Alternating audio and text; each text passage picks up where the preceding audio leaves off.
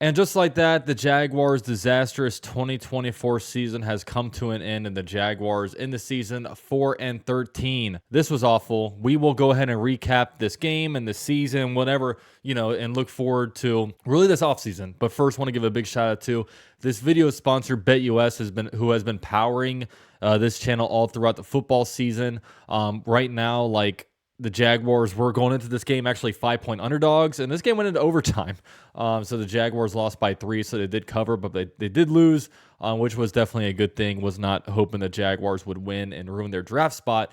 But, here we are. Jaguars went ahead and did it. And if you guys want to get in on BetUS, Jaguars action is over. Season is done. But, right around the corner, we have college football playoffs. We have NFL playoffs next week. Lots of fun stuff. And you guys can get in on the fun using promo code YouTube150 for a 150% deposit bonus. So with that said, thank you to BetUS, and let's go ahead and preview, or recap, I should say, this game.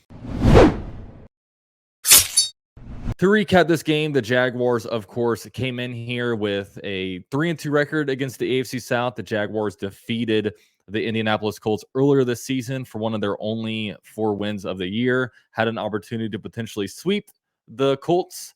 The Jaguars had swept the Titans previously. They had a chance to do it against the Colts as well, but luckily, and I do say luckily, the Jaguars did lose this one because there were definitely some major draft implications on the line, which when I was checking Tankathon earlier, it was basically crashing because so many people are trying to log in and see where their team is drafting. So I'll kind of continue to load this up here to see exactly where the Jaguars are drafting and kind of keep you guys updated. But I believe the Jaguars will be drafting at pick number 5. And if they had won this game, man, they probably would have dropped to pick number 8 or 9. So it would have been pretty deep, especially if we're expecting 2 quarterbacks to go. The Jaguars would have really had the opportunity to draft a top position player at one of these spots. So that was definitely very big. But the Jaguars, lose to the Indianapolis Colts 26-23. The Colts will end off the season with an 8-9 record. Colts were 9-8 last year, and there were a lot of good vibes surrounding that one. But now they're 8-9 this year, 1 more loss, but it feels like much more of a failure. The Colts had pretty high expectations with, felt like they overperformed last year, and they thought, okay, we got the head coach in here, we got everything set up, we're going to be able to move forward. And then Anthony Richardson had a really weird year. Joe Flacco was playing way too much.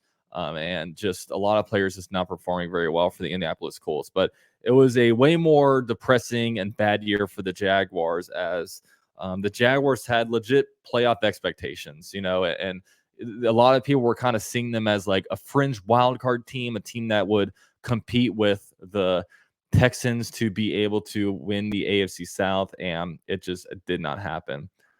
So Tankathon right now, they had the Jaguars drafting number 5 overall. So big moves here today. The Tennessee Titans will have pick number 1 overall. The Jaguars say you're welcome for that one. So the Titans will get their pick at quarterback in this draft. The Cleveland Browns have pick number 2 overall. Cleveland finished 3-14 record. One of those wins being against the Jacksonville Jaguars. So it will be fascinating to see what the Cleveland Browns do with that pick. Do they go after a quarterback, even with what happened with Deshaun Watson? That one will definitely be one to monitor. The New York Giants pick number 3 overall. They will most definitely be getting a quarterback. So that's where they are at. The New England Patriots pick number 4 overall. They won today, so they actually moved from pick number 1 to pick number 4, which, if you're them, they beat basically a bunch of the Bills backups. And then you have the Jaguars at pick number 5 overall. So yeah, the Jaguars, right now, the Jets are also 4-12, but I don't think the Jaguars can lose this spot. I know tiebreaker right now is strength of schedule, and that's not final, but we'll just have to continue to monitor to see. So with that said, the Jaguars pick number 5 overall in the draft. So now we can actually really crank out these mock drafts and really feel, okay, when you factor in 2 quarterbacks going, Travis Hunter is probably out of the question. So they're probably going to be getting, one of these guys from Michigan, whether it be, the defensive lineman or the cornerback. So, yeah, but with that said, lots to talk about upcoming with the draft. But the first step here is, getting rid of Doug Peterson, getting rid of Trent Baalke. And there's been lots of rumors going out there, man, that there's lots of smoke that, hey, Shad kind of may not want to get rid of Trent Baalke, but he's going to want to get the top head coach candidate. So, with that said, the top head coach candidate is going to want to have their own GM, and that's going to force Shad Khan's hand to get rid of Trent Baalke, and which would be a great thing. It would be such a great thing if we do get rid of these guys. And, it's sad with Doug Peterson because, man, I really thought Doug Peterson was the answer. And it stinks to celebrate that one, but it is the right thing to do. It feels like the game has passed him. It was 7 years ago when he won the Super Bowl with Philly. Now the team was terribly coached. And, you could say it falls on offensive, defensive coordinator, position coaches. But at the end of the day, you're the head coach. And if your team is not coached well, that falls on you, and just a lot of regression in the players. Trevor Lawrence not taking a step forward. And, you're seeing kind of the resurgence of quarterbacks around the league with Sam Darnold. Get him some good coaching. He's playing incredible. Baker Mayfield, get him some good coaching. He's playing incredible. And you're seeing the organizations that they left from. The Jets are still in shambles. The Browns are still in shambles. So, it's a lot more, it feels like, of an organizational issue than an actual player issue. So hopefully Ben Johnson. Right now, it feels like Ben Johnson or bust. And in my honest opinion, I think the Jaguars will get Ben Johnson. We even had Greg Huntington, former Jacksonville Jaguar, come on 1010XL and say that, from Mark Brunell's mouth, that Ben Johnson wants that Jaguars head coach job.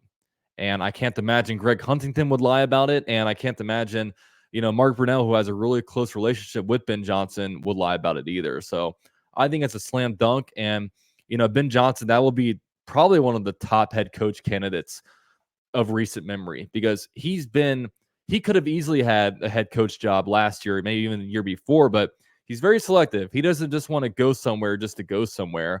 He wants to go somewhere that will allow him to, that he actually believes in, and, not just accepting a job to accept a job. And the Jaguars' job, with having Trevor Lawrence and, with having a patient owner like Shad Khan, who gives all the resources needed to succeed. He built a state-of-the-art practice facility for, Urban Meyer, to bring Urban Meyer in. He spends money in free agency. He doesn't meddle. It's just a really good situation over here. And I know a lot of people are talking about, oh, let's bring in Baselli for EVP. I'm not really about that. Mainly because I don't know how bad you need an EVP. I don't know how many teams actually have an EVP, but, I don't need, it's basically just another level of micromanagement. And I know we all may want a micromanager when you have Trent Baalke and Doug Peterson in the helm. And I think mainly just people don't want Trent Baalke to be the highest ranking football person in the building.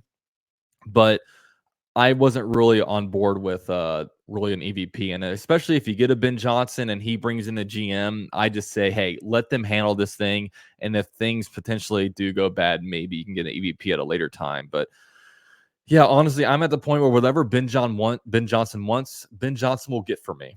I just, man, he'll be an exciting option. And, you just watch the Detroit Lions, what they do on offense. Just, he gets the most out of every single player. It's creative, it's fun. And, he comes from an organization that I basically want the Jaguars to replicate. I want exactly what the Detroit Lions are doing for the Jacksonville Jaguars. And it'll be fun if that does come into fruition. And you notice right now, it feels like from all the headlines, it's basically Jaguars versus Bears. One of these teams are going to get a Ben Johnson. And, it's funny when you look at it, because if you compare team to team, you can kind of debate, okay, do you want Trevor Lawrence? Do you want Caleb Williams? Do you like the Bears roster more? Do you want the Jags roster more? But if you look at a more macro view of things, if you're the Bears head coach, you are automatically competing with Green Bay, Vikings, and the Detroit Lions. 3 teams that are elite and don't look like they're going anywhere. If you come to the AFC South, you're competing with the Titans, who are in shambles right now. It looks like they'll be going through another rebuild next year. Things are very, very questionable with the Indianapolis Colts with what exactly is Anthony Richardson. They're a team that took a step back. Like, they don't really have, I don't think they have really any elite players on that roster. And DeForest Buckner and Jonathan Taylor are only getting older. Okay. So you're competing with that. And then you have the Houston Texans, who basically won the division by default. They've had some good victories, but man, they have not been looking like a good football team. And the Houston Texans only have 1 win this year against a team with a winning record. And more recently, they were getting killed by the Chiefs, getting killed by the Ravens. They are just straight up not a good team. So that's what you're coming to if you come to Jacksonville. And also, no state income taxes. You have the nicer weather. You have a new stadium on the way. You have a whole lot of exciting stuff you can kind of build here. So, and over there with the Bears, it feels like the owner kind of wants to, it's going to be their GM kind of leading the search. And I think Ben Johnson wants to go somewhere and put the right guys in place. And he's kind of earned that, if like I think he's earned the right to kind of come somewhere and kind of dictate how he wants things to go. So yeah, I'm just so excited the season is over. It's just, God, talk about recapping a terrible year. The Jaguars start off 0-4, and then they just start playing meaningless games. You lose to the Dolphins barely. You play an awful game against the Cleveland Browns. You get blown out on Monday Night Football against the Bills, and then boom, you're 0-3. No, they played the Titans and they played the Texans week 4 and kind of barely lost that one. And then you're sitting there like, man, what happened to the season? We were a fumble away from beating the Dolphins, and the season just got out of hands, taken out of, went crazy very, very quickly. And, then before you know it, we're in a familiar position where we're playing meaningless football games in October, and it just wasn't fun. Won a couple games, all of a sudden they're 2-6. Then you go through this huge losing streak after, playing teams like the Vikings, Packers, Lions, really good teams. You suffer the worst loss in franchise history right before the bye week against the Lions, where you're hoping that big changes will come, and they didn't come. But we'll see now that the season is over. I think I'm not even sure if the right move was necessarily to fire somebody, but we just wanted something to happen. As fans, we're impatient. We had to go through 17 games of crap, but now is where things start to happen. And now is times where you can start kind of refreshing the Twitter feeds, and maybe something breaks through in the middle of this stream. And yeah, it's gonna be a wild time. It's gonna be a wild time. So um with that said, we can kind of check out, I guess, recap this game. Doesn't matter. It doesn't really matter, but as part of Bleach Report, I will of course give the scoop. Jaguars lose 26 to 23. Mac Jones started off a little bit rough, but actually came through a little bit more at the end. 20 of 32, 225 passing yards, 1 touchdown, 1 interception. Since coming in for Lawrence, I think he's been average. He's been average, not great. He's not very good at the sideline throws, but I think he's okay at reading the field. I think he's decent in the pocket for the most part.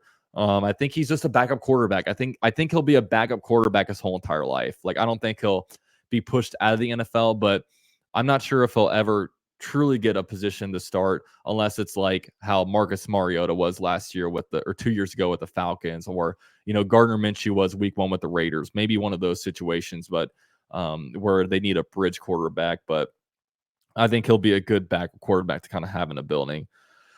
Rushing yards, Tank Bigsby, 14 carries for 39 yards, and ETN, 13 carries for 31 yards. Both players under 3 yards per carry. Our running back room was very meh this year.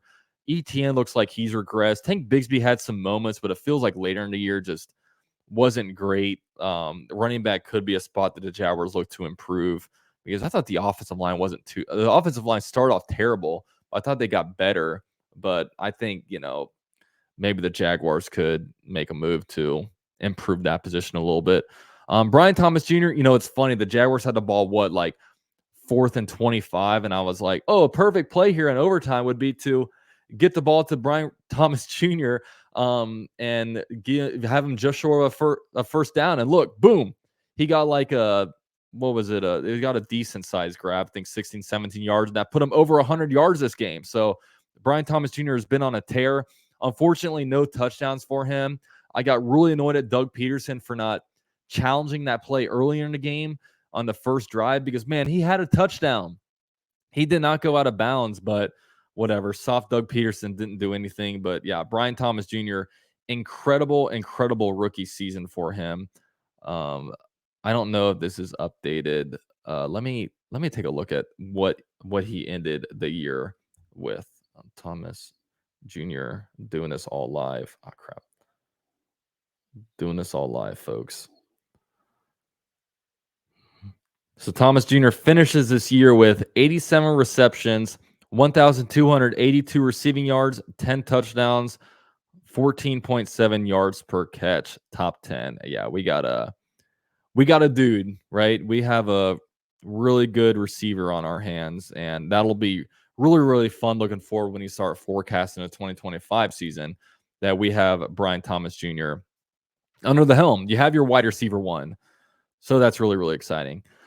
Brenton Strange, 4 catches for 60 yards. Brenton Strange, I thought, had a pretty good second season. Unfortunately, I think that he wasn't involved in the game plan enough, but I think Ben Johnson will be able to use him correctly. Travis Etienne, 3 catches for 29 yards. Parker Washington, 2 catches, 15 yards, and a touchdown. And a bunch of few other players with just 1 reception. So yeah, that was the offense. Nothing too impressive, but it was good seeing Brian Thomas Jr. get over 100 yards in a loss. So I do want to give a quick shout out to special teams before I get into defense. Jaguars have two special teamers going to the Pro Bowl with Logan Cook and Ross Matisic. Cam Little on the day, really good game, 3 for 3 on field goals with a long of 53, and also 2 for 2 on extra points. So really good rookie season from Cam Little. Only missed 2 field goals this season. So hell of a year for Cam Little. And Devin Duvernay, maybe not as much, maybe been a waste of money, but we'll kind of see how that ends up. When you look at the defense, 3 sacks on the day. Devin Lloyd had himself a pretty good sack. I thought a good day for Devin Lloyd. He was in there getting some good penetration today. Trayvon Walker got himself a sack, and also Jarian Jones got himself a sack too. So all that was good to see. Mason Smith got his paw on one of the balls, caused a tip up. So only 1 tackle on the day for him, but I thought we saw some good strides from him late in the year. Eric Armstead, no stats for him. No tackles, no nothing. So that'll be an interesting one to look forward to see. Okay, what are we doing with you next year? Ben Johnson, let's move him inside, okay? Back to his natural position instead of just trying out a new position just for the heck of it. Dewey Wingard was all over the field, 6 tackles. Darnell Savage, 7 tackles. So that was good from them. Devon Hamilton, 5 tackles this game. Tyson Campbell, 4 tackles. Should have had himself an interception, a pick 6 to be honest. But yeah, it's just sad because we paid Tyson Campbell a lot of money and it was just kind of a quiet year for him. Of course, he was injured a little bit and just not many opportunities for him. I thought he had a decent year. I think he's a cornerback too. Maybe they look to upgrade, get a real cornerback one, and really solidify that unit.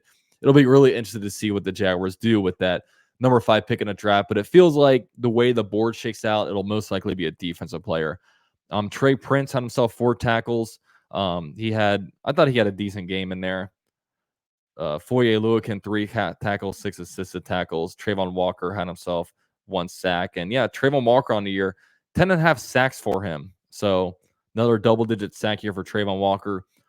I would say he's a good player. Maybe not great. Still would have rather Aiden Hutchinson there. That's another feather in Balky's cap. But yeah, so that's what that is. Monteric Brown had himself a decent game. Monteric Brown, actually, it was interesting when the captains came out for overtime.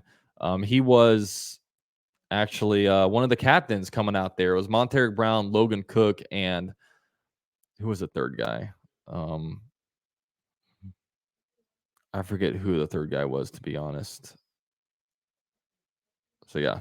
No, it's Foye Luakin. Foye Luakin was the third guy. So it's just funny how that's kind of determined, right? So that was that. Joe Flacco, man. Jaguars seem to be playing Joe Flacco a lot. You know, in the last 2 years, the Jaguars have only played Anthony Richardson once, and that was week 1 of 2023, his rookie premiere. Played him there. Then since then had played Gardner Minshew and Joe Flacco twice this year. So yeah, I don't even know what Anthony Richardson is at this point, but he seems a little disappointing. Joe Flacco, 23 of 40, 264 yards passing, 1 touchdown, 0 interceptions. Jonathan Taylor was running all over us. 34 carries for 177 yards, 5.2 yards a pop, and 1 touchdown. So yeah, Josh Downs had himself a good game. 10 receptions, 94 yards. Michael Pittman, 6 catches for 72 yards. Alec Pierce, 2 catches, 57 yards, 1 touchdown. Alec Pierce always seems to have pretty good games against the Jaguars. Man, he had himself in overtime a big catch on a 3rd and 15 that pretty much catapulted the win for the Indianapolis Colts. So, those are some of the highlights there. 2 sacks for them on the day. Matt Gay had himself a pretty good game outside of 1 missed field goal. So, yeah, that's kind of the recap on this game. Finally, the season is over and we can move on. Okay, we can move on. So now I want to go ahead and take a look and see what Twitter's saying. And then we can kind of put a bow on this thing, man. Let's go ahead and refresh this.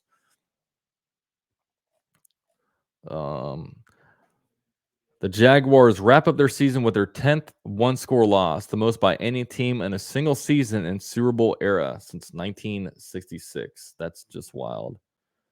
And just like that, another terrible Jaguar season in the books. This Zach Gelb guy, 13,000 followers, hosted the Zach Gelb show, says, I think Ben Johnson is going to be the next head coach of the Jacksonville Jaguars. That was put out 2 days ago. Jaguar fans, when they announced Trent and Doug are coming back for another year. No, thank you. We're not going to put that negativity in the air. And also, shout out to Trevor Lawrence. It sounds like him and Marissa had their baby girl yesterday. It's pretty awesome. I'm having myself a baby boy in March. So me and Trevor are one of the same, aren't we? That's 10.5 sacks for Trayvon Walker, notching back-to-back 10-plus sack seasons in just his 2nd and 3rd seasons. The only other player to manage back-to-back 10-plus sacks, Calais Campbell. Wow, so that means Josh Allen finished with less than 10 sacks. So, yeah, Trayvon Walker, our leading sacker. So, yeah, Josh Hines Allen, by the way, was out today for undisclosed reasons, probably some family stuff. He's always a Colts killer, so I imagine he would have gotten at least a sack. I don't want more Jaguars football. I don't want it. Yeah. Who was all stressed out when this game went into overtime? I know I was. Draft order right now. Titans, Browns, Giants, Pats, Jaguars. And yeah, who cares what happens behind that? Got to say the challenges for week 19. Yeah, this is what was so annoying, man. I'm all about stat padding Brian Thomas Jr., and I think he would have tied a Randy Moss record today. But whatever. I'm not one to overreact, but I think this overtime home win over the 4-win Jaguars clearly shows that the Colts have some palatable momentum going into the offseason and are very close to breaking through to the NFL's elite tier. Yeah, this is a Colts guy. And yeah, this is where you're at when you're tanking, you don't know what to do. This dude Jaguars head coach called the 2024 Jaguars the hardest season he had in his coaching career, and he also acknowledged it could be his last too. This dude basically called the Jaguar fans idiots and that they can't understand things, and I don't give a crap about how he's as a millionaire. That's the thing, like, just in his press conference, talking down on Jags fans, not having his quarterbacks back. It was a painful year, to be honest. Yeah, so Jags pick number 5 overall. Probably aren't getting Travis Hunter, but hey, this is a good draft spot. Top 5 will be good. It'll be fun to fire off some mock drafts this year, which we'll do right here all off season. Here we go. Jaguars fire everybody. So yeah, that's kind of a look at what's going on here. And in this updated after today's loss to the Colts, Jaguars are 64 and 148 under Shad Khan. The Jaguars are 25 and 43 under Trent Baalke.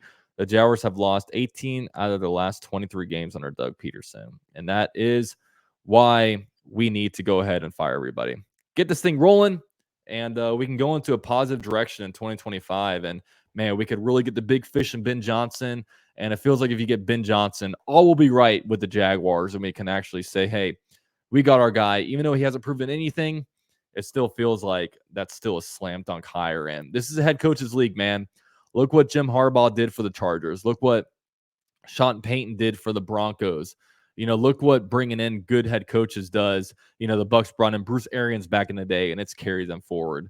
It's a head coach's league, guys, and the Jaguars need to get the right guy because I know the Jaguars had the right quarterback. You may not believe so, and I'm not going to try to change your opinion on Trevor Lawrence, but I think the Jaguars had the right guy, and I think the Jaguars could have a really good 2025 season if they attack this offseason right. And that does it for the Jaguars season finale. Big shout out to BetUS for sponsoring this video. Check them out. Use promo code YouTube150 for a 150% deposit bonus. Please do me a favor and drop a like on your way out. There's lots of content to come for what we all expect to be a very, very busy offseason. Go Jags.